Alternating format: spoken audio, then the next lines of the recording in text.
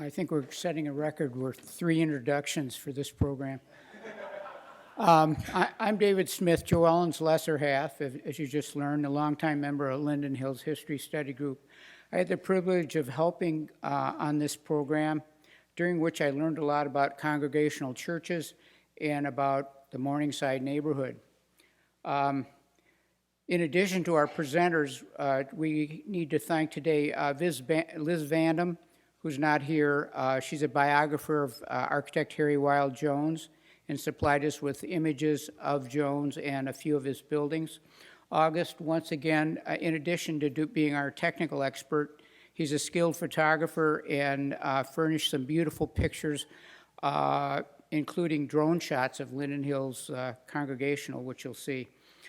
Doug First is a former church historian of Edina Morningside Church who assisted us for over a year sharing results of his research. He's out working in Montana right now.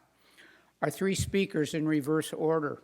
Our third speaker, Bob Schumacher, is a resident of Morningside, a parishioner, and the current church historian of this lovely church. He is eager to share some of the church history with you today. Our second speaker is Mary Plumb, who grew up in Linden Hills, and will talk about Linden Hills Congregational Church, of which she was a member her whole life. She is a bridge to this church. Mary is the official coordinator of this program and worked tirelessly on it. Our first speaker is Peter Sussman, who will set the stage by detailing the developments of the adjacent neighborhoods of Linden Hills and Morningside. Peter is a retired architect and local historian who grew up in Linden Hills and has presented dozens of programs and walking tours for our club and Preserve Minneapolis. He's also a member of the organization that restored and runs the local streetcars. Peter? Thank you, David, and welcome everybody. As David mentioned, my brief introduction to the program about the churches is about how we got here and this place and the communities.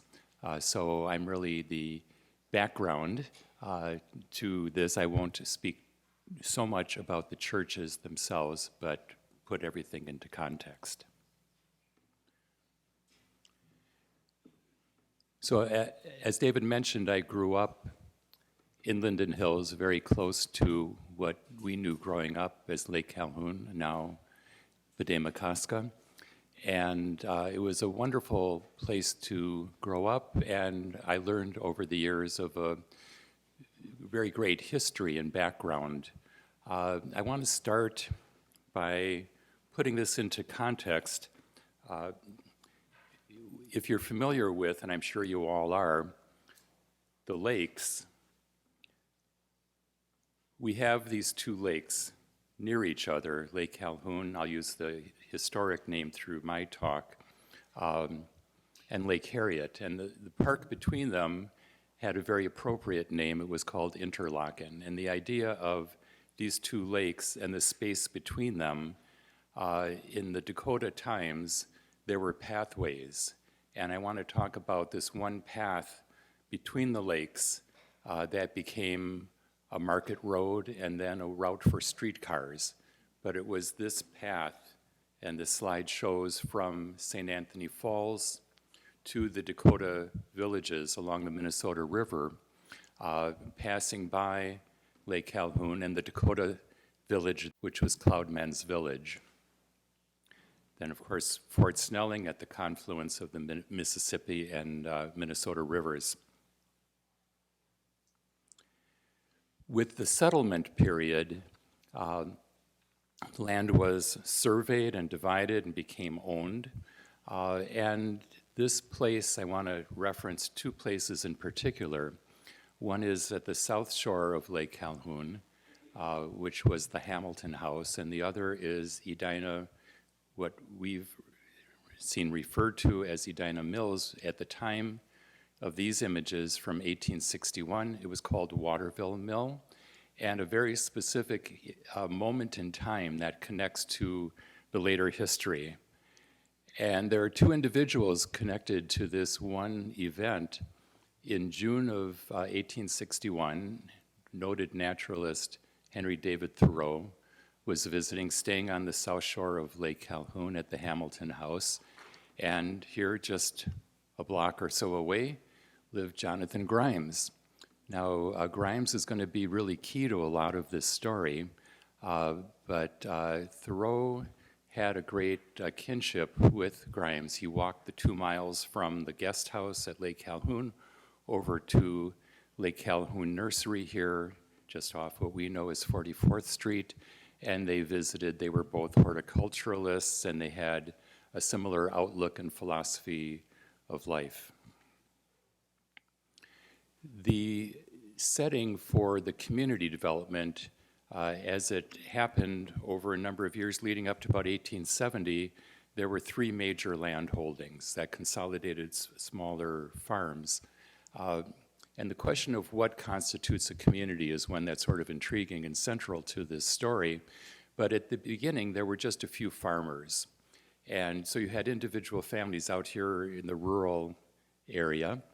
And some of these large farms became so large that they had staff that lived on the farm and worked on the farm, but very few people lived in this area. So I want to highlight the 3 major farms. To the right is the Linden farm. For those of you who have heard of Colonel William S. King, he accumulated 1,400 acres or so. By the early 1870s, you know of part of his holdings. The 250-acre Lakewood Cemetery was a small part of his farm. To the southwest of Lake Harriet was Charles Reeve, and he purchased the Thornton farm, 250 acres, and his farm's name was Sunnyside. Does anybody recognize that name? Because that'll be one of those enduring names of the story. On the left and most central to this story, really, is the Grimes house, and Jonathan and Eliza Grimes had the Lake Calhoun Nursery and was really connected very much to both Linden Hills and what ultimately became Morningside. He lived in the community 50 years before Morningside was founded in 1905, so he goes back a long ways. Briefly going through what emerged as these communities and what led to them was really recreation. We've got the pathway, remember, between the lakes. That route is going to become very important. And we also have the story of the lakes and what is unique about this setting. So at Lake Calhoun, first of all, Colonel King in 1877 builds this resort hotel, the Pavilion, and there's this boat club, which also enters into the story, lower left-hand corner. This is called the Lure Line. It's a rowing club. And this is their boathouse, which is right at Lake Street, where the most recent pavilion was just dedicated by the Park Board this past month. And then in 1879 comes the steam motor line. And that makes all the difference to this community because you have the natural setting of the lakes, but then you've got this transportation. So what's unique about this is that access. That starts in 1879. In the case of Lake Harriet, the motor line reaches Lake Harriet a year later in 1880. A station is built, and a few years later there's this very modest resort hotel, which is called the Bellevue House, and years later it becomes the Lure Line Club's social headquarters in 1894. And this picture on the left shows the members of the Lure Line Club out at the lake-facing side of the hotel. And you'll see ultimately in a few more steps how this becomes the location of the first Sunday school in the community. So Lake Harriet from 1880 to 1902 or so is the heyday of the pavilions. And you had thousands of people coming out, whether it was by the motor line or later the electric streetcar. Maybe they had their own horse and carriage. Maybe they even lived here, the few dozen families who lived in the community. But you would have 5,000 people on a summer evening coming out to Lake Harriet and enjoying the setting. Not many moved here. A lot of them became familiar with the area through the pavilions and the entertainment, but very few moved here. I mentioned this boat club, social headquarters, the Lure Line Club. I'm going to try to hold the historic sequence a little bit, but we're going to jump later on into Morningside and go backwards a little bit. What makes a community?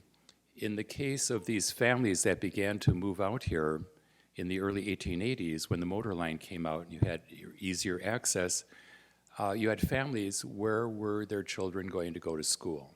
So one of the first things that the community started to be concerned about was a school. 1888 is when Lake Harriet School was formed, and we'll get into where that connects to the Grimes family. But in 1894, the Lurline Club has their social headquarters at the old hotel. These are the students in front now of the lakeside of the old resort hotel. So the neighbors in the 1890s petitioned the Minneapolis School Board for Sunday school use of Lake Harriet School. And this is where these are the public school students in front of the building, but this was also the initial Sunday school location. And these were families that either already lived by the lakes or in the summer were here. They would sometimes for camping, they'd come out with groups for weeks at a time. Eventually in 1898, the Lake Harriet School is built at 42nd and Sheridan. This is the wood school building from 1898. A few other things about the Linden Hills community as it was growing up in 1900. They have this very modest lake or streetcar station built. You may recognize that because the Streetcar Museum has built a replica of the 1900 station. I'll mention for the first time an architect named Harry Wild Jones. He was connected to people in the community, and he designed this very modest streetcar station for them. On the right was the Schumacher house, one of the 1894 families that moved out and was very active in the neighborhood. So Mary asked that I describe the communities that these people lived in, who formed the churches. This is, I don't expect you to be able to read this article, but basically this is really at the dawn of what I consider to be the community's formation in 1900. They have these social gatherings. They were called thimblebees or other names, and this is an article about a group of 100 people.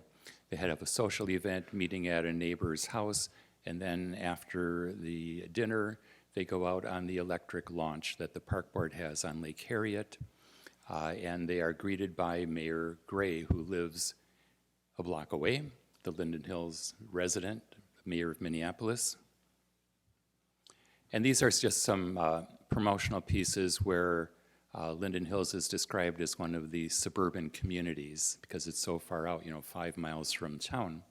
And then on the left, you had this tremendous 1880s boom in speculation where things were platted. That doesn't necessarily say that all these streets were actually built. Some of them were underwater. But you hit a certain point where it looks more blank. That's where we're going to come into the Morningside side of the picture. And then a moment in time, as I mentioned, 1902 being significant because within a few weeks, there are two events happening in Linden Hills, this young community. One is on the left, Linden Hills neighbors first organize, and there is an improvement association, and they look at the needs of the community, including sidewalks and lights, very basic needs. And the other is the opening of the first church in the community. So I'm not going to get into the detail there because we're going to hear quite a bit more about that, but these events are very closely tied together. Two other photos. A few years later, there's another pavilion built to replace the one destroyed by fire, early 1903. This one is a classic revival style, very famous in photographs and memories, and the architect is Harry Wild Jones. Lower right-hand corner, so both of these communities, Linden Hills and Morningside, really were rural, and each had their own issues, like wouldn't it be nice to actually have a paved road and street lights. In the case of Linden Hills at 43rd and Upton, now the heart of the retail area, there was a lake seasonally, And the neighborhood boys would take their boat out, and that was Weber's Lake, named after Henry Weber, who owned the grocery store on the corner. So there were needs that the community had. But that community grew up at 43rd and Upton, and the streetcar came out, had a loop where the streetcars turned around. They didn't go past Upton. They just went to Upton and back to town. But this, again, they're following that path between the lakes, between Calhoun and Harriet, that all these people have followed over the year, from the Dakota to the farmers' wagons to the streetcar. So there's a basic theme I want to talk about, which is this one community or two communities? I know some of you may live on one side of France Avenue or the other, but I've always seen it as one community. And it's a very arbitrary separation point because in the 1880s, the city of Minneapolis was growing, and you can see on the map on the right, 1883, it expands to include the lakes area. The Minneapolis Park Board is formed. They want the lakes to be part of the city. And in 1887, why not? Let's keep on expanding. There's a reaction to that because people in western Richfield Township don't want to be paying city taxes. You know, they're rural. So they escape from the city of Minneapolis's plans, and they form their own village called Edina. And that border at France Avenue is very important to the story, obviously, of the communities. The left-hand map shows the reality of what existed at that time in 1902, a few years later, which is that you can draw all the streets you want to on a map, but the ones that actually exist and the people who live here live in areas that are high and dry, not in the marsh areas. Early stories from Morningside talk about the boys who took their canoe from Lake Calhoun all the way up into Morningside here. It was just all marshy from one place to the other. A few other maps going back to the large land holdings.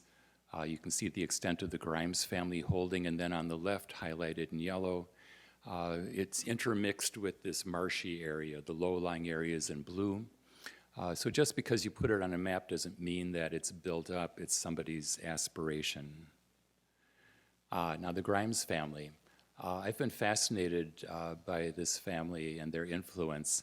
Jonathan Grimes on the left, born in 1819, Eliza born in 1926. Jonathan Grimes was born in Virginia. Now think about this, the period of time that he grew up. Would you expect somebody born in Virginia in 1819 to be an abolitionist who moves first to Indiana with his family and then to Minnesota in the mid-1850s? This is a picture of their new house. They lived in this community for so long that they were very proud in 1869 to build their new house, which still exists just down the block on 44th Street. And they really shaped this area for many years. The first name of the community that they came up with was Waveland. How many, just out of curiosity, now, August, we're not going to see these hands, but how many of you have heard the name Waveland? Okay, how many of you have heard the name Morningside? Okay, well, so Waveland was like version 1.0. And Grimes had a flourishing business, a nursery business. He was a horticulturalist, very well regarded. And along comes this motor line. Remember, it comes out to Lake Calhoun in 1879, Lake Harriet in 1880, and then the promoters of the railroad are going out to Lake Minnetonka. That's where the tourist business is. So they're going to take this train out that's come between the lakes and going out to Lake Minnetonka. And in 1882, that line opens up to Excelsior, and at the same time, the Grimes family, which has owned this property for many years, decides they're going to create a model community called Waveland. Beautiful name evoking the nature out here, the fields, and they name all the streets, right? Because you're going to create this community, and one of the names is Sunnyside. Why Sunnyside? Because Grimes' friend Reeve on the southwest shore of Lake Harriet has his Sunnyside Farms, and all these years later, that name survives. Unfortunately for the Grimes family, the motor line did not survive. They had one more shot at this in 1885. They sort of rearranged the streets. Anybody who's been the other side of France Avenue knows that little Tangletown area where the streets aren't the normal. I grew up, streets are straight. But this one little corner of the neighborhood had these curving streets. So that was Jonathan Grimes, that's what I call Waveland 2.0. And the motor line was still going through at that point in 1885. And there's this little street called Motor Place between Beard and Shawan, just north of 44th Street. That's where the depot was. Big plans for the community. There was actually going to be a seminary in Waveland. And at 44th and Beard, where Turtle Bread is at the corner, on the southwest corner was Jonathan's son, George Grimes, and he had the prime corner. He had a house there that survived until just a few years ago, and that was the last remaining house from the Grimes family community of Waveland, was George's house. That lasted from 1885 until just a few years ago. Now, Morningside, that's why you all came here. So Jonathan and Eliza pass away 1902, 1903, just about the same time that the Linden Hills Congregational Church is formed. And it's their children then that subdivide and plat these other holdings west of France Avenue, including Morningside. Few photographs from those early days. The streetcar line is now going along the south side of 44th Street. You see the Oddfellows Lodge built a few years later, which comes into the church's story later. But it's really rural, and this high-speed electric streetcar line is taking people out to Lake Minnetonka, out to Excelsior. But there are a few stops at France Avenue and Grimes. What's happening in this community? I just have one little vignette, which is the first families move out here in 1905, when the streetcar line is extended and the Grimes children plat Morningside. And here's the story of this family that has started this tradition of 4th of July picnics. So this is their 4th annual picnic in 1908. And what do? They have, a wonderful dinner, afternoon, and where do they go for the evening? They go to Lake Harriet. In my mind, it's really one community. The people on the west side of France Avenue in Morningside are still connected to 43rd and Upton, to Lake Harriet, and the people you'll see in Linden Hills also have connections in Morningside. I get a kick out of this one because if you think that you're sort of a forgotten corner of a community, the people who live between Beard and France Avenue in what was called Waveland Park, they're sort of forgotten by the city of Minneapolis. They're within the borders, but they're never treated quite equally. So they want to get together and form their own association. What are they going to do? Well, they need a place to visit or to meet. Okay, there's no place to meet nearby them, so they come to this little chapel over here on this side of France Avenue, and that's where they meet. These are all neighbors who know each other. They moved out here at the same time. They built their houses at the same time. I don't have membership rolls for either church, but I'm pretty convinced that it was not an absolute strict division at France Avenue in terms of which community somebody was identified with, and I'm sure that many people felt that they were part of the same community and had a lot of overlapping relationships.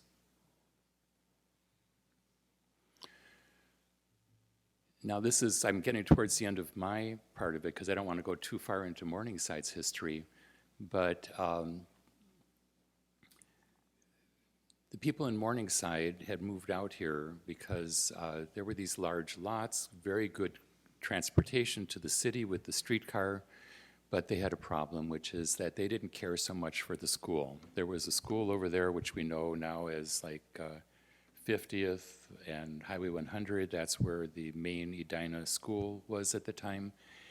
But there was this Lake Harriet school just a mile down the road, which they really felt was a high-quality school. So a lot of families in Morningside were actually paying to send their kids to Lake Harriet School, and they petitioned the Minneapolis School Board to allow the children from Morningside to be part of that school district. Well, that didn't happen.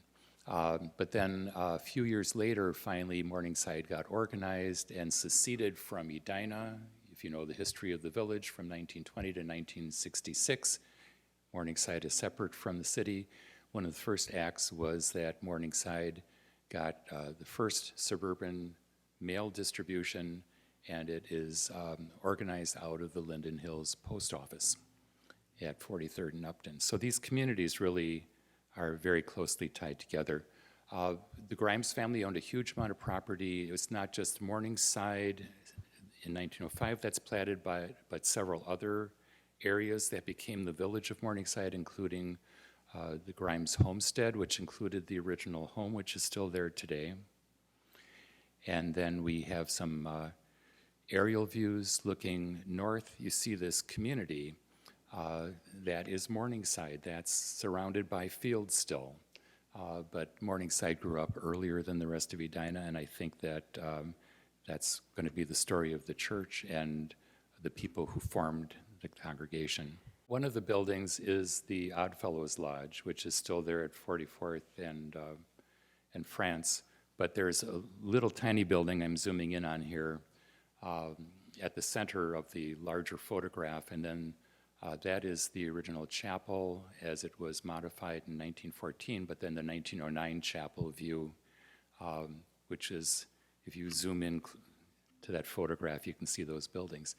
So here we are looking at the church site where we meet today, a little bit earlier photograph, and these were the residents who really felt that they were a community.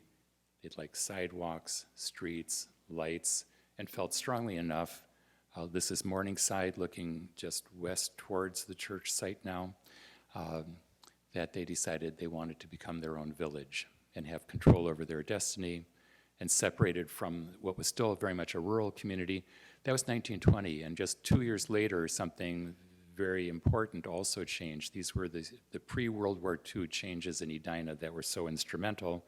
The village of Morningside, and then I'm sure most of you are familiar with this other neighborhood just to our south called the Country Club District, more than 500 lots, and they had their own country club.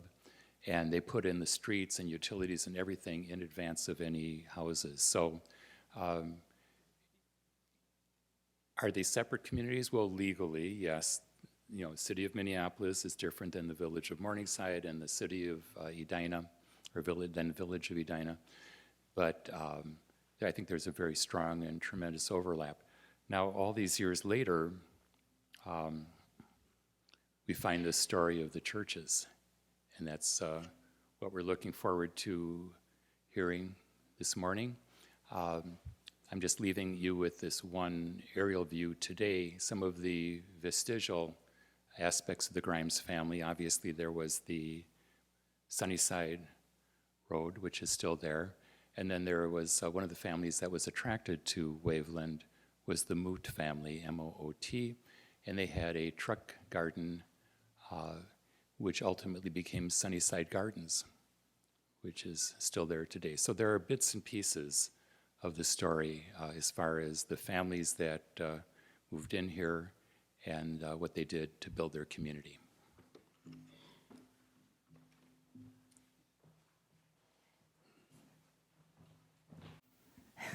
Good luck. Linden Hills Church doesn't have quite as distinguished an architectural history as Edina Morningside, but what I hope to do in my little piece of the presentation is to provide a kind of sketch of life in the early church and tie that to the buildings that later supported it. A Linden Hills Congregational Church has stood at the corner of 42nd and Upton Avenue since 1902. This is the building that would be familiar to those of you who know the area, but it is not the original church. And in fact, the congregation that built the original church grew out of a much earlier, and I think Peter mentioned this, Union Sunday School, which first met in the fall of 1896 at, you guessed it, the Lurline Boat Club. The Union Sunday School was described as a non-denominational school. How's that? A non-denominational school, which meant that children from a variety of Protestant denominations attended. And there must have been some Episcopalians among them because St. John the Baptist's Episcopal Church, which still stands at 42nd and Upton Avenue, is another congregation that had its origins in the Union Sunday School. In time, services were held in conjunction with the Sunday school. Services for adults were held in conjunction with the Sunday school's meetings. But the Lurline Club was a summer place, and it was cold, but not well heated in the winter. And so the Sunday school moved to a place called Barry's Hall. And I include this in this presentation, and I love this because it's still standing. It was built by John Barry in 1897, and perhaps had a very early grocery store, but certainly apartments above it, and then this hall. This 1950 photograph shows the remnants of the grocery store, which I think still existed when I was a child. The photograph on the right is the building as it stands today at 42nd and Queen. The Sunday School had been in existence about 6 years when it caught the attention of a Reverend Charles Burton, who was the minister at the Linden Congregational Church at Lindale and Lake. And he began to think about the idea of establishing a congregational church in this now very rapidly growing Linden Hills neighborhood. And so he charged a parishioner whose name appears constantly throughout the documents that I saw as Miss Stone. And Miss Stone organized a group of women to canvass the Cottage City area, which was the most densely populated of this part of the neighborhood, to test the idea, to see if anybody was interested. And they identified nearly 50 residents who expressed interest in supporting a congregational church. Linden Hills Congregational Church then held its first meeting in the following June in what they call the Sunday school tent, a tent that had been used off and on by the Sunday school up at the corner across from St. John's. About 40 people attended, and things started to happen very quickly from that point on, and by December of 1902, the church had its own church home at 4200 Upton Avenue. The church had raised enough money to purchase the lot for $600 and building supplies. And there was a member of the church who was also an architect who designed the building, and which was described as a frame cottage and set far back on the west side of the lot. The designer was named, the architect was George Keith, and he organized a group of men from the congregation to build the church, some of whom who worked over Thanksgiving, it was reported in one of the Minneapolis papers, in order to finish grading the grounds. The new church or chapel was completed during the fall and winter of 1903. 54 charter members, friends, and guests of those members gathered, about 100 people, for a dedication service on February 1st of 1903. And Reverend Burton, who'd started this all, preached the dedication sermon. the Minneapolis Star reported of the new building that it was a beautiful chapel, seating over 200 people, and well adapted in every way to the wants of that part of the city. It is the first church in this growing suburb and has a large and hopeful field. I'm not dead sure what that means, but it appeared to, because by 1907, the Minneapolis Congregational Union reported that Linden Hills Church was one of the strong churches of the city, with membership of about 300 and a new building getting started. And in fact, the church had very quickly outgrown the 1902 building, and in 1904 had added a basement that would become the foundation of this new church. You can, I think you can see if you, particularly if you're familiar with the most recent church, that it's set way back on the lot, and that will be important later on. I just wanted to say a few things about the relationship between the early church and the neighborhood. Because they grew up together, a tradition of community engagement and mutual support developed early. And an example of that is that as Peter mentioned, the Linden Hills Improvement Association, which had been formed for the purpose of beautifying and improving the neighborhood, met at Linden Hills Church. And in fact, the minister at the time, Dr. P.A. Cool, served on its executive board. And by 1906, there were about 100 dues-paying members of the group, which, among other things, monitored the work of the park board and the school board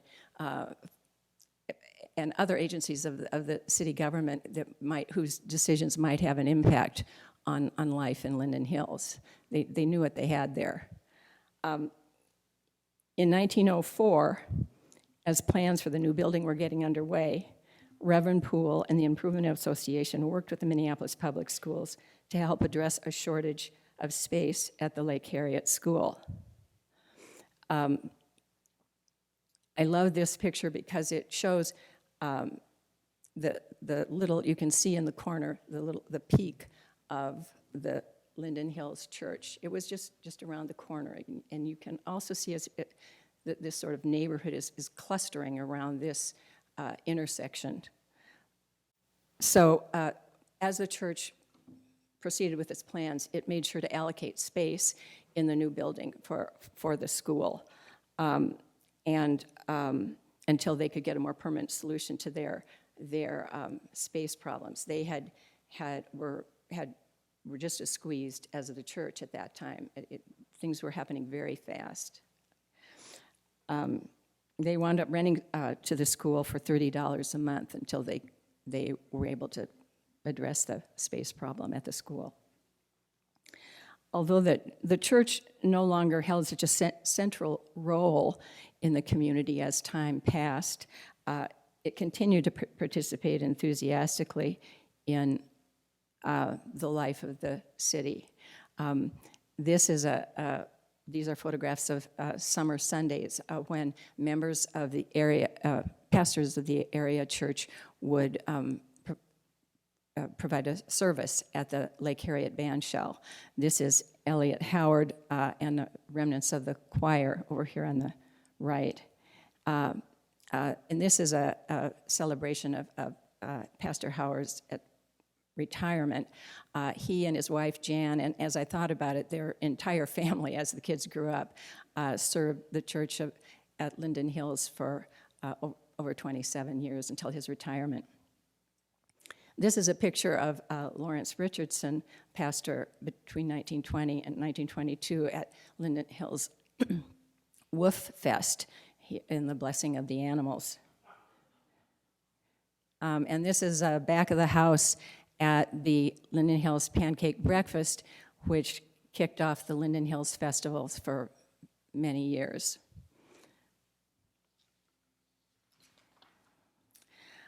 Plans for Church 2 called for seating for 600 people. to accommodate the growing crowds. And it would be placed, let me see if I may have missed that, at the front of the old church on the foundation I mentioned earlier, and attached to the original 1902 building. I think this picture shows how that worked. It was designed by Glenn Saxon, a local architect, and has been described to me as a Gothic revival building, though it seems to incorporate a lot of architectural styles, as was often done at that time. Just wanted to give you some views of the interior. There are really no good photographs. These date obviously from much later.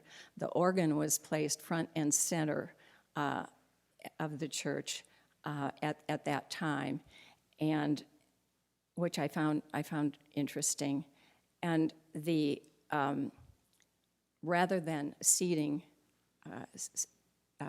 growing out from the altar, the seating was created in kind of a fan shape with aisles intersecting periodically.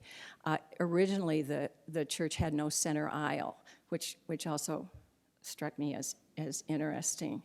And this is another of August's beautiful photos of the windows, almost 20 memorial windows, which were funded by the women of one of the women's organizations in the church called the Burton Circle, to honor this Reverend Burton, who was regarded by many people as the founder of Linden Hills Church. Oh, I did. When the contents of the church were dispersed, and I'll talk a little bit about that later, Edina Morningside very graciously agreed to accept two of the windows and to install them at the back of the sanctuary here. So we have that reminder of the old home place. The other thing that I would mention here, it's not clear, but in order to achieve that 600 seating capacity, they created a balcony as you face the altar to the left and above the sanctuary. It was later closed off for use by the Sunday school, but it was there at this time. 47 new members joined the church and were present at the dedication ceremony on February 28th of 1909. And there was more growth in Linden Hills and at the church. This is the annual report from 1915, which, and I guess I'd like to focus on membership, which had grown to 437 members. It's often reported to have been more than 500. These numbers are just astounding to me based on my most recent experiences at the church. I don't know where they put them all. The Bible school enrollment is something else that I wanted to point out to you. The extraordinary number of volunteer hours that must have gone into this Bible school program. 19 officers, 37 teachers, 437 scholars, and 70 members of a group they called the Cradle Roll, which, as nearly as I can tell, was how they referred to the nursery school people. I mention this in part to illustrate the importance of children and youth in the church, and also because it was largely the youth programs that led to the next building project at the church. That and the fact that the two buildings, now we're looking at 1968, were not well suited to all of the things that the church was trying to do. In 1968, the church completed the construction of what was called the new education wing. There were a lot of bright new classrooms, office space for pastors and Sunday school administrators and volunteers, as well as a new kitchen. And I think in the upper corner here, whoops, wait. This is a picture of the old 1902 building, which regrettably was torn down in order to accommodate this new education wing. The other feature of the new building that I can't help but mention is the large space on the first. It was 3 stories. The large space on the first floor, which was referred to as Fellowship Hall. This was a space that served as a social center for the church, and where wedding receptions and for weddings and funerals and church suppers and Advent dinners, and of course the pancake breakfast every spring were held. And it was also a place where the members of the church gathered for just silly fun, for casserole competitions and trivia nights and talent shows and that kind of thing. A place where they simply enjoy one another's company. Life was good at Linden Hills, and then it wasn't. As the church moved into the new century, the growth of the church had enjoyed some 50 years began to flag. In fact, membership was dropping in mainline churches all over the country. In the United Church of Christ, the number of congregations declined by 40.2% between 1957 and 2017. Total membership by 61.1%. And I should have mentioned, I forgot to drop, I didn't quite know where to drop this in, but in 1961, Linden Hills Congregational Church became Linden Hills Congregational United Church of Christ, as a consequence of a merger between Linden Hills and between the Congregational Church and the Evangelical and Reformed Church. That had occurred in 1957, so you will note that it took a while for Linden Hills to agree to become part of the new combined church. It was the process that I would liken into the ratification of the U.S. Constitution.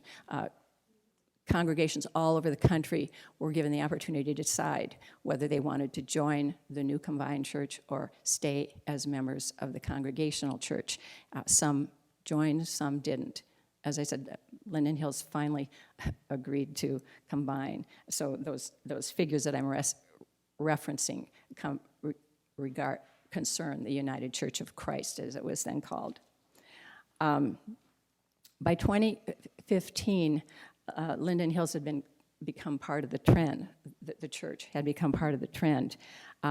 Membership had fallen to 81 pledging units. That is, families as well as individuals. So there were more than 81 people at the church. Still, costs of maintaining the church facilities had grown steadily, and many significant repairs that had been put off were starting to cause real problems at the church. There was a young kids' kiddie pool, a permanent fixture in the nursery school by the end of things. And of course, one of the greatest concerns of to the congregation was the fact that limited funds were being drained from its ministries and jeopardizing its longstanding commitment to community service and its long guiding motto of not to be served, but to serve. In 2015, through the leadership of Pastor Elliot Howard and Associate Pastor Lawrence Richardson, the church engaged the Center for Progressive Renewal to help assess its situation and plan for the future, a future that they hoped would allow them to maintain a vital faith community with a tradition of service to one another, the neighborhood, and the city beyond. A sustainability committee was formed of the members of the church to guide the congregation through this period of reflection and reevaluation, and at the end, lead them to the painful decision to close the building, to sell the building. In 1922, the building was sold to Linden Hills developer City Homes. Congregation was determined to dispose of the contents of the building responsibly, and the first step in that process was, once again, to join the people of Linden Hills in the annual citywide garage sale, a neighborhood-wide garage sale, and this is the first step toward dispersing of the contents of the church in this garage sale here. A final service was held on May 22nd of 2022.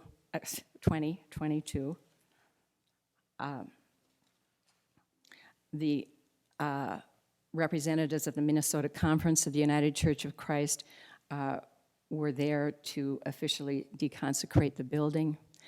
Reverend Paula Northwood preached the final sermon. She had been selected interim minister after the departure of Reverend Richardson in 2020, and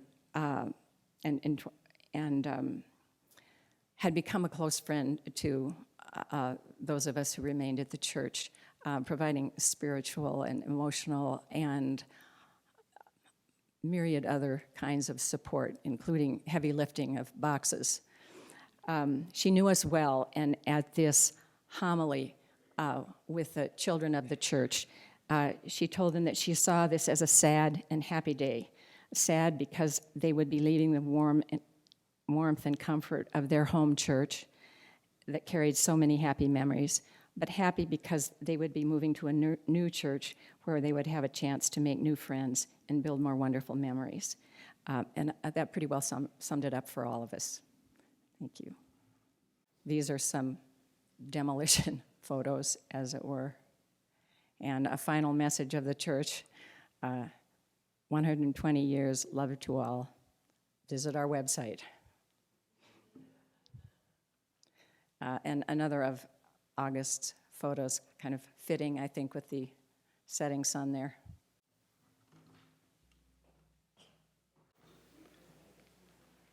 All right, well, thank you. Thank you, Peter and Mary, for those fascinating talks. I could have listened to much more of those, but I am pleased to share with you a little about the history of the Edina Morningside Church. So I will start with our founder.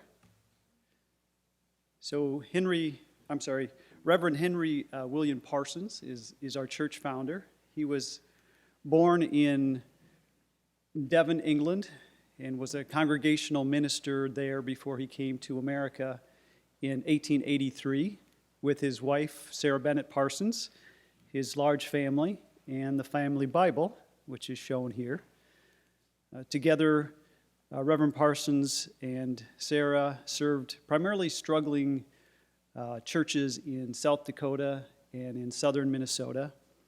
And they moved to Morningside in about 1906, seeking a quiet retirement on several of the lots on what was then the New France Avenue in the northeast corner of what is now Morningside. As it says here, Reverend Parsons couldn't think of living in a place where there was no gathering together to worship God, so he started organizing meetings in the settlers' homes once a week.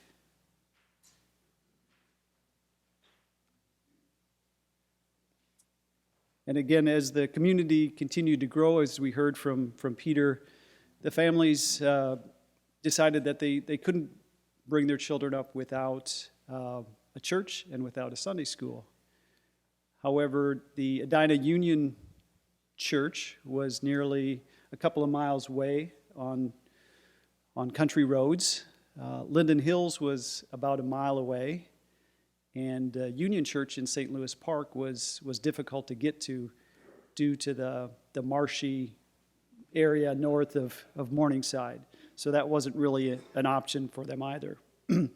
A committee was formed and went to Linden Hills to ask them for help, and they agreed to support a mission Sunday school here in the Morningside area. And this is a bill on the right side there, announcing that and giving details.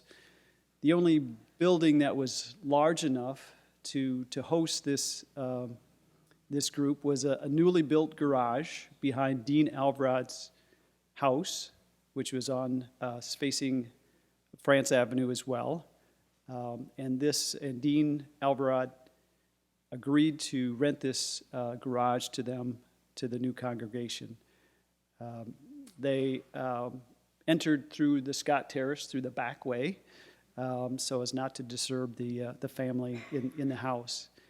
And they met in the afternoons, so that the folks who were preaching or joining could go to their earlier services in the mornings and then gather in the afternoon. And one unusually warm, sunny day in early summer of 1909, the congregation had gathered for their services, and they were, as the story goes, driven from the garage by an overpowering odor, apparently from the sacks of natural fertilizer that were stored in the loft.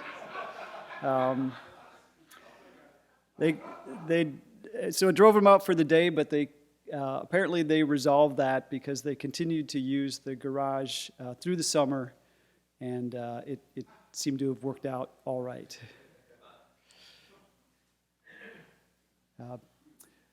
So the garage was a good start for the congregation, but what they really wanted was a church of their own, a real church that would serve their needs.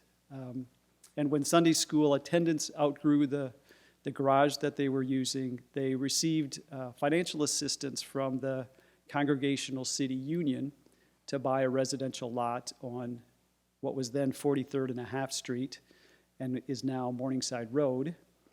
And they then built the old chapel, which is shown here on the right, and this was mentioned by Peter earlier as well. So this was described as a little box-like structure looking like a birdhouse magnified. And it wasn't very large. It was 16 by 24. It had 3 windows, as you can see, on each side. Initially, when it was built, it didn't have a basement. That was added later.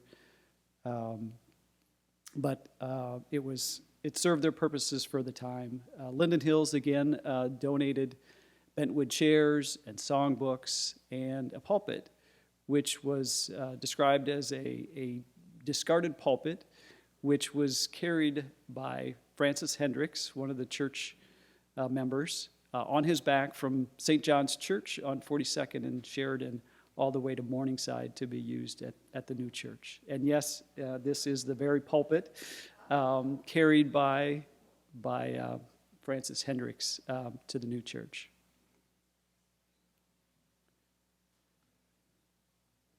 At the time, the congregation was about 20 people, so this small church was enough for it. Eventually, the chapel was converted into a house, sometimes in the early 20s after they built the new church. And here are a couple of pictures of showing it through time, initially in 1922 or 25, and then later in the 60s. Finally, it was torn down in 2021, and they made a couple of interesting discoveries while they were constructing the new house, including a piece of wood signed by a deacon of the church, again, Francis Hendricks, in 1914. They also found a couple of beer bottles and some things, but those are thought to have been from after the time that the church was used as a church. In 1910, the members of the Morningside Mission congregation took the initial steps to formally establish their own church. And this document that I'm showing here is from our archives. It's signed by 23 people, most of whom would later appear as charter members of the Morningside Church. And included in these, among these charter members are Byron and Harriet Emerson, and E. Dudley, and Clara Dickey Parsons. And we are pleased to have here today a number of their grandchildren, and who are here in the audience, and representing both the Emersons and the Parsons. So we're, as I said, we're pleased to have you here. Thank you. This is a real treat for us. Yeah, could we have you folks, the Parsons and the Emerson? Even more. Would you? Thank you so much for this warm welcome. I'm Janet Parsons Mackey, and when I come here to worship or to be in this church, it feels like a soul-nourishing place.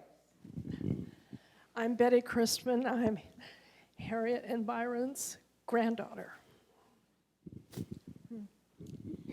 I'm Sue Bourne, and I'm another granddaughter of Byron and Harriet. I'm proud to be here. I just want to say that by some of those wonderful coincidences, Betty lives one floor below me in Virginia, and we discovered each other through mutual cat care.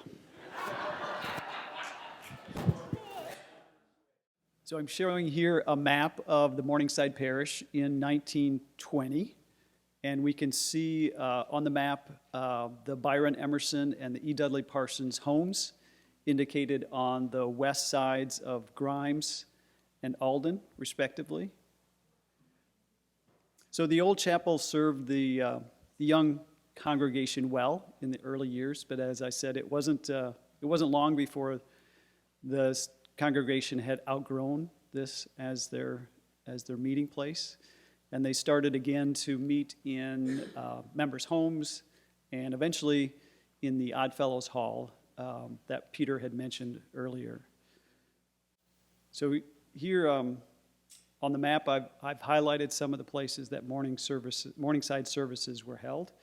Initially with the Sunday school in the garage. This was followed by the old chapel from 1909 to 1919. And then the Oddfellows Hall from 1919 to 1922. And then finally, the Morningside and Grimes New Church, which is indicated here as New Church on the slide. So they had their location for their new church, and they formed a search committee to recommend an architecture who they thought would be a great fit to design their new church. The trustees must have really wanted to make a statement with their new church because they accepted the recommendation and retained a very highly qualified and prominent architect for the new church, the aforementioned Harry Wild Jones.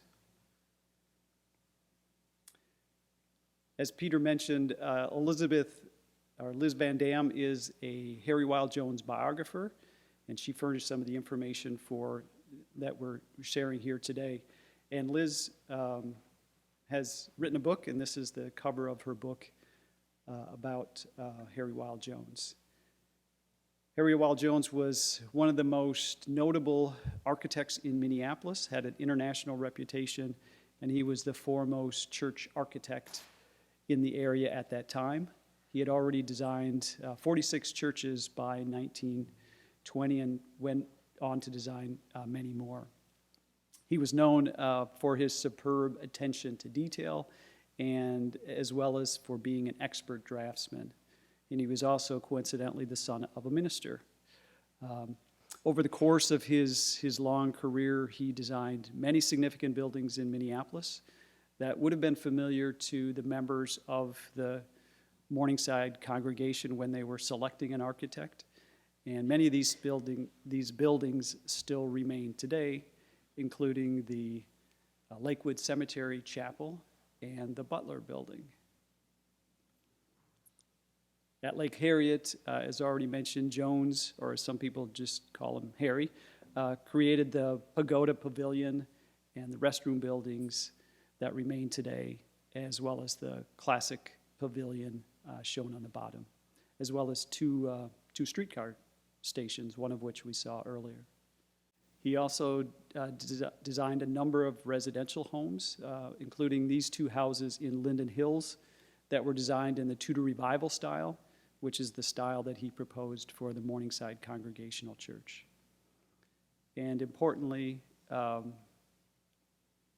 it's not surprising to note that someone of Harry Wild Jones' reputation and experience was also very much in demand and very expensive at the time. However, Harry Wild Jones graciously agreed to work within the new church's financial constraints to provide a design that would be constructed in stages and which would make it more affordable. The fact that Harry Wild Jones was the son of a minister probably played a part in the two groups' willingness to work together on this project. The Tudor Revival style that Jones used is a style that was familiar. It was unassuming. It was compatible with the growing and emerging village at the time. And he designed it in such a way that it was also expandable, which made it affordable. And the initial projection for cost was $17,000. Ground was broken for this new church, as shown here, in 1922, which is the date of the building permit shown in the upper left. It's dated as June 22nd, and it was completed in late fall, so within 6 months, and it was dedicated in December of that year. Sunday services were able to resume then in the church in 1923, and during Holy Week of that year, the Morningside Church was reorganized with 34 new members, nearly all of them heads of families, it was noted, and they joined under the ministry of J.P. Miller at the time for a total membership in 1923 of 62 people. And in this Harry Wild Jones designed church, we see some of the classical features of a Tudor Revival style, the decorative half timbering, the stucco surfaces on the exterior, and the tall multi-pane windows. This is a view of the church sanctuary as designed looking from the northeast corner of the church, so the back left corner, essentially from the Grimes and Morningside intersection, looking generally south. So the sanctuary that Harry Wild Jones designed was to the left or the east of where you came up into the entrance of the church. Essentially, it comprised the entire east portion of the main church from the front to the back, so everything back of the current sanctuary. The new church quickly became the integral part and the most important part of the Morningside community, and this was amplified when the parish hall, which is now the fellowship hall below us, was constructed on the west side of the church in 1930. And I've highlighted those two sections where you can see the basement or the windows of the basement. This was used for many different purposes. Edina Morningside Church, or Edina Morningside School, didn't have a gymnasium at the time, so the hall was used by various teams almost every night of the week. It was also used for multiple other events like plays and performances, square dancing. It had hardwood floors, so it was perfect for that. It was used as a polling place, and it was used as a Morningside Women's Club and for the Dahlia Society, just to name a few. The next big event in the history of the church was the merger with Edina Union Congregational Church. This church had been built in 1906 on the south side of what is now Eden Avenue near City Hall. In the archives, we have this letter, which I'm showing here in the center, about an October 6th meeting in 1933. And the meeting was arranged to discuss a potential merger, or as they called it, a combination of resources, between the Morningside, the Linden Hills, and the Edina Congregational churches.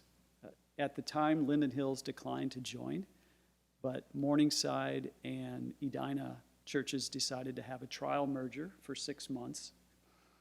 They had services at Morningside Church with Reverend Earl Foster as the pastor.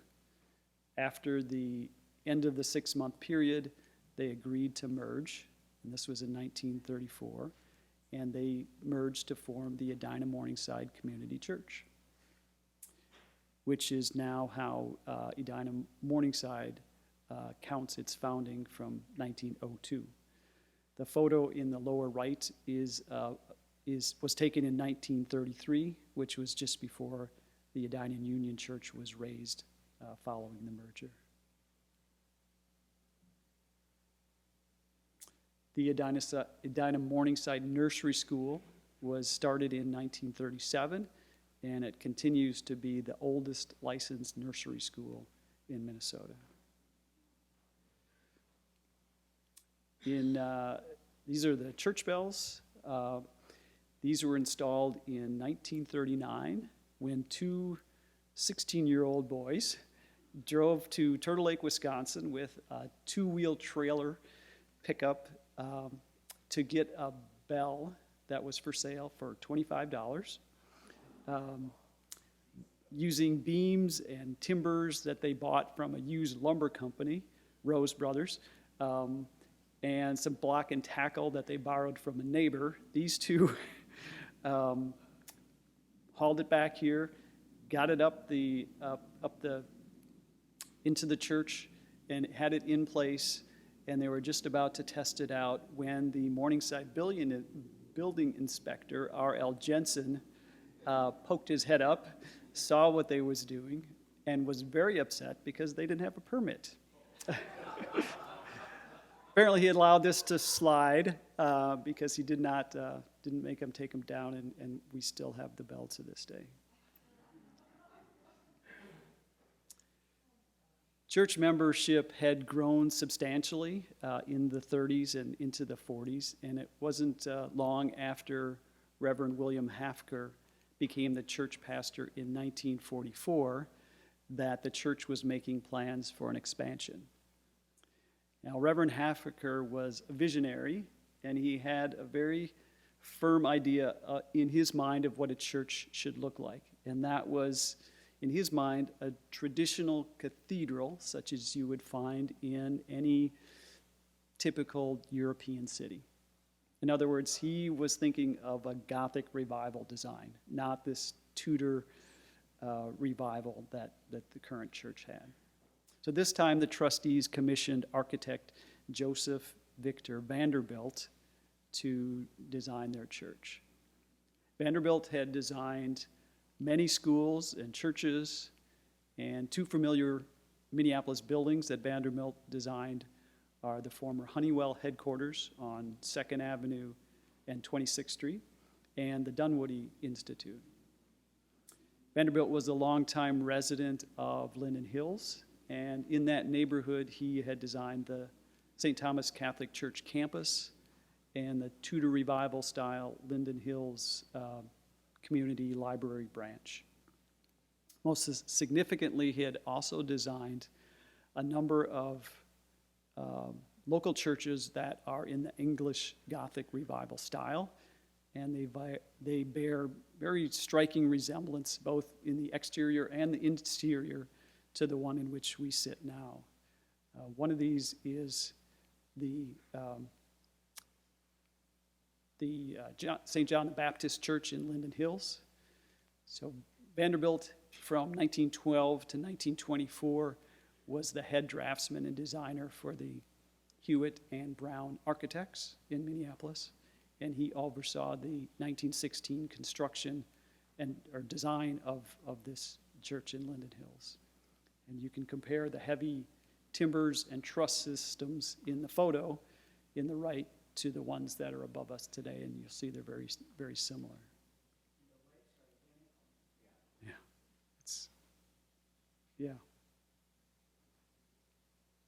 He also designed a 1930s version of the Mount Olivet Church on the northeast corner of 50th and James Avenue South. And here's a picture of the exterior of that. So these two churches and the one we're in now are all in the English Gothic revival style. You see the rough-clad limestone on the outside as well. So in 1946, according to this news article, there was a new fundraising drive initiated to raise $71,500 to enlarge and to remodel the church facilities, thus completing this expansion that Harry Wild Jones and the trustees had envisioned in the 1920s. As you might expect, this cost of $71,500 was a little low. The total cost of the project in the end, including a new organ and pews and chancel furniture, turned out to be about $150,000.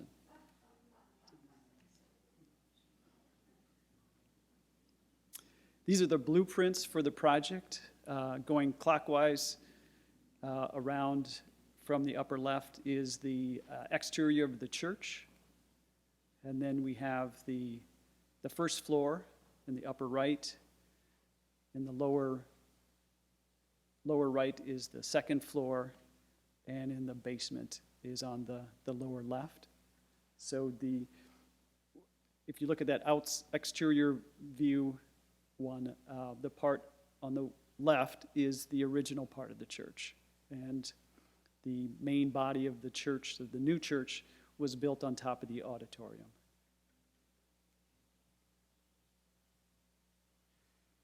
Here's a couple of photos. This one of the first stage of the construction, where they're starting to build the sanctuary part on top of the basement, or on top of the auditorium. And then we see what they call the second stage. Now they're putting in these wooden trusses, and then the final stage is putting in the windows and finishing up. This is the completed interior, and as you can see, it looks very similar to what we still have today. You can see the wooden beams and the windows. The new church was, as I said, completed in 1951 and dedicated on May 20th of 1951.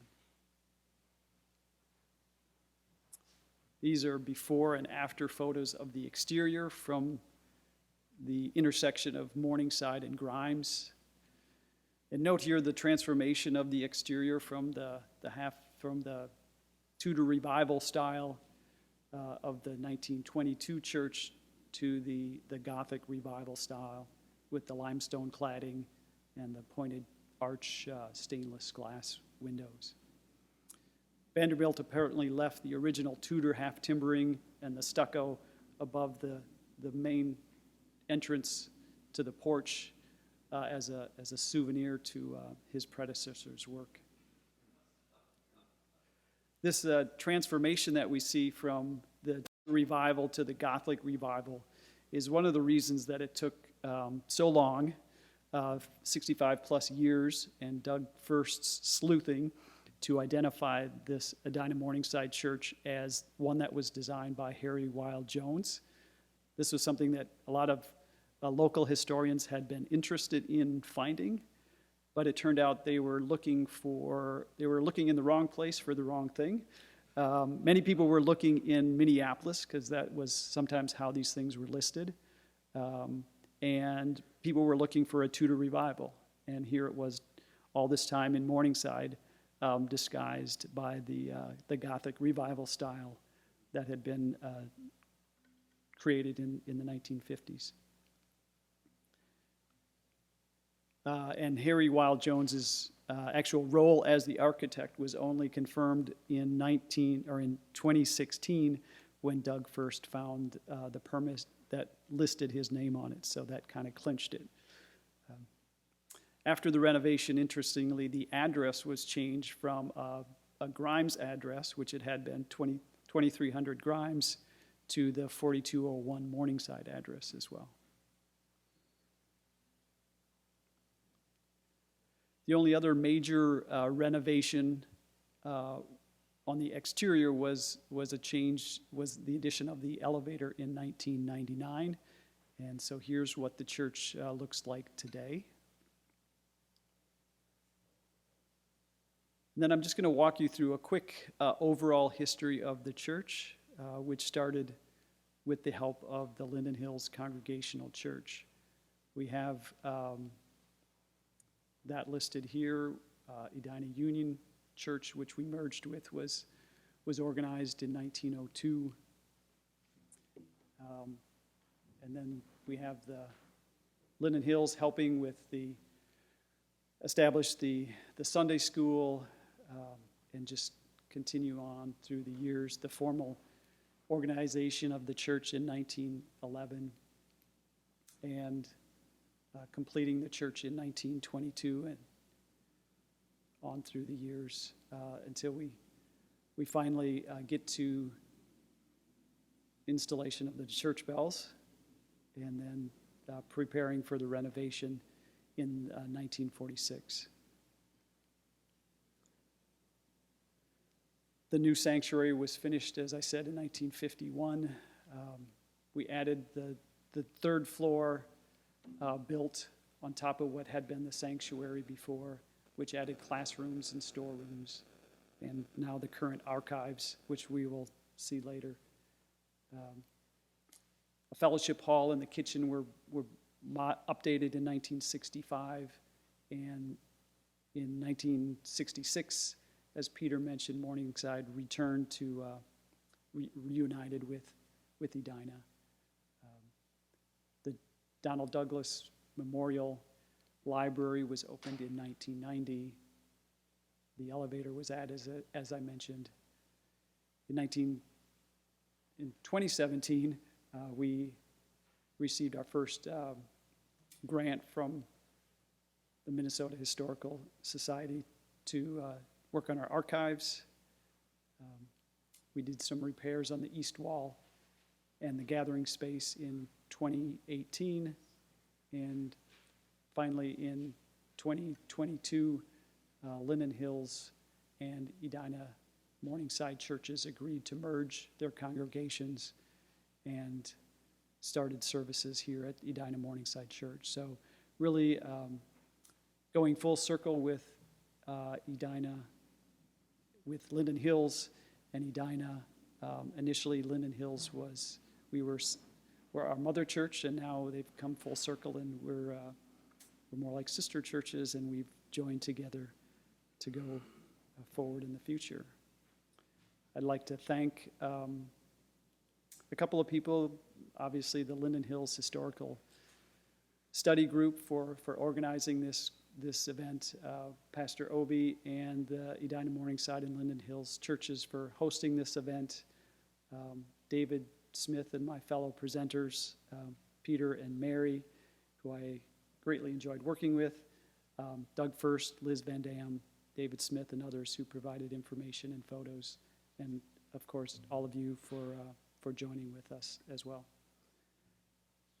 And now I think we're going to take questions if people have them. Yes, there's a book cover that was shown, Harry Wild Jones, and there was a picture, I thought it was of a Lake Harriet pavilion or something like that. Do you know? Okay, the question was about the building on the cover of Liz Vanham's book, and that's the Minnetonka Yacht Club, which has been torn down, but what a beautiful building. Harry Jones designed that. I understand congregations have now merged. Yeah, I serve as pastor of what we're now known as Edina Morningside and Linden Hills United Church of Christ. So it's a big mouthful, and we're glad to be family together fully now, and going through a process of discerning more about our purpose and identity, and possibly choosing a new name by this time next year. If nothing else, thank you so much. Really appreciate this. I think they'll be here if you want to come up and talk, ask a few questions. Otherwise, have a good day.